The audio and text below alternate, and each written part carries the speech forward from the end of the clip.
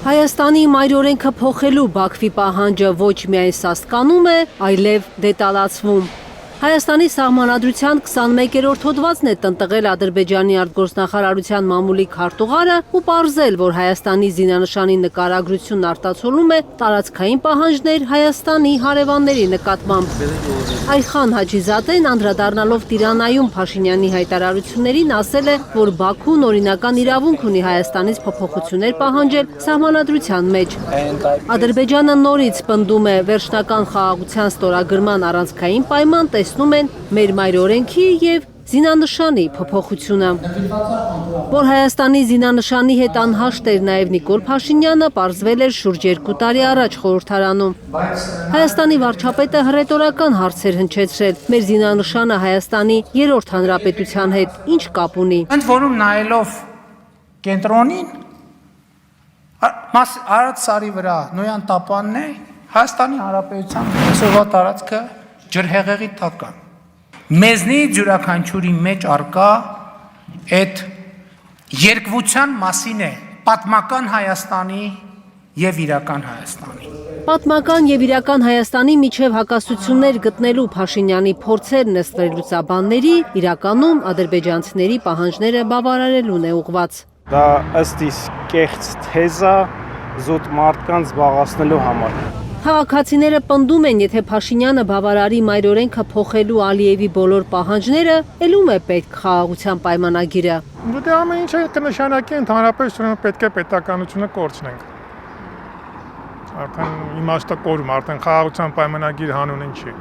Եթե պետք է Հայաստանը ընդհանրապես վերանա, էլ ինչ ենք այդ կնքում այդ պայմանագիրը։ Հայ-ադրբեջանական պայմանավորվածությունների մասին Նիկոլ Փաշինյանի երեկվա հայտարարություններին կոշտ է արձագանքել Բաքուն։ Ասում են, միջազգային հանրությանը մոլորեցնելու հերթական փորձ է։ Այս ֆոնին առնվազն տարակուսելի է Հայաստանի արտգործնախարարի մայիսի 9-ի հայտարարությունը, թե Ադրբեջանի հետ համաձայնեցված պայմանագիրը ստորագրելու համար պետք է համբերությամբ զինվեր և գուցե առաջիկայում լավ նորություններ լինեն։ Դե դժվար է լինի, ոնց կարա լավ լուր լինի ադրբեջանցիների հետ։ Չնայած այդ պահի լուրին արդեն 4-5 տարի սպասում ենք, այդ պահը դեռևս չի գալի, կարծում եմ շատ երկար պետք է սպասենք։ 6 տարի մենք լավ լուր ստացել ենք, միայն բացասական տեղեկություններ։ Լավ լուրը հրաշքի է նմանվելու։ Քաղաքացիների կարծիքով Փաշինյանի թիմն ամեն օր ստերով կերակրում է իրենց, որպեսզի կարողանա ժամանակ ձգել ու բավարարել Բաքվից հնչող բոլոր պահանջները և ստանա Ալիևի ստորագրությունը խաղաղության պայմանագրի տակ, որը մարդկանց բնութագրմամբ բլեֆ է։ Ինչ խաղաղության պայմանագրի մասին է խոսքը։ Բլեֆ է ամեն ինչ, չեմ հավատում։ Քաղաքացիները նկատում են, եթե Ալիևը իսկապես ցանկանար ստորագրել խաղաղության պայմանագիրը, չէր հրամայի կրակել Հայաստանի ուղղությամբ։ Ամեն ինչ զիջելով ոչ մեկ քեզ չի հարգելու։ Բնականաբար ոչ մի հավասարի պայման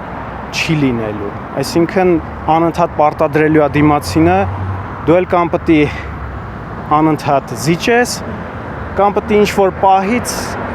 ասես, որ ոչ, էլ չի լինի սենց։ Հայաստանի պաշտպանության նախկին նախարարը լավ գիտի, թե կրակոցներով ինչի է ուզում հասնել Բաքուն։ Նպատակը մեկն է, սահմանը լարված պահել, այդ լարվածությամբ նաև ազդել հայկական կողմի վրա, բացահայտել ինչու չէ նաև հայկական կողմից համապատասխան պատրաստակամություն և նաև շարունակական դարձնել այն ճնշումները, այն պարտադրումները, որ կան հայ-ադրբեջանական հարաբերություններում։ Ադրբեջանին ավելի կոշտ հակադարձելու քաղաքացիների և քաղաքական ուժերի պահանջի մասին լսել չեն ուզում ՔՊԱ-ականները։ Նիկոլ Փաշինյանի Բաքվին ուղղված առաջարկն են կրկնում նույն օրը նույն ժամին ստորագրել խաղաղության պայմանագիրը և Մինսկի խումբը լուծարելու մասին համատեղ հայտարարությունը, որը որպես նախապայման է առաջ քաշում Բաքուն, որպեսզի վերջնականապես փակի Արցախի հարցը։ Սա է մեր առաջարկը Ադրբեջանին և մենք ակնկալում ենք կառուցողական մոտեցում։ ՔՊԱ-ականները կառուցողական ու աննախադեպ էին համարում 2 ամիս առաջ խաղաղության պայմանագրի համաձայնեցումը, որի բովանդակությունը 7 կողպեքի տակ է պահում Հայաստանի իշխանությունն այն դեպքում, երբ խորհրդարանական ընդդիմությունը պահանջում է օր առաջ հրապարակել այն։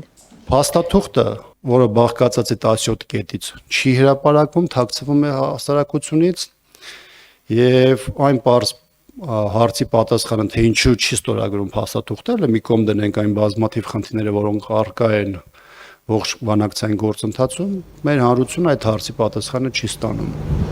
Որպեսզի կասեցվի զիջումների վտանգավոր շղթան, Հայաստանի քաղաքացիների պնդմամբ պետք է փոխվի Ալիևի հետ բանակցողը։ Դե այս պահի դրությամբ միայն զիջում է։ Ուրեմն տրամաբանական է, որ էլի կզիջի։ Ինչա պետք է անել, պետք է փոփոխություններ լինեն երկրում, որ տրամաբանությունը փոխվի քաղաքականության։